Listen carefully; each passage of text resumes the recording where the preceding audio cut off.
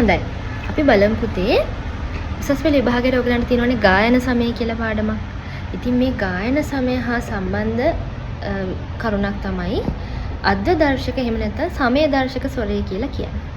ඔයාලා දන්නවා අද්ව දර්ශක එහෙම නැත්නම් සමය දර්ශක ස්වරය කියලා කියන්නේ ම ස්වරයට එහෙම නැත්නම් මධ්‍යමයට. ඉතින් පුතේ මේ මධ්‍යමය ස්වරයට මේ අද්ව දර්ශක එහෙම නැත්නම් සමය දර්ශක ස්වරය කියලා කියන්නේ මේ ස්වරයෙන් මේ රාගයට අදාළව ගායන සමය තීරණය කරන්න බලපාන ස්වරය නිසා. එතකොට අපි හිතමු මොකක් හරි රාගයක සුද්ධ මා යෙදෙනවා කියලා.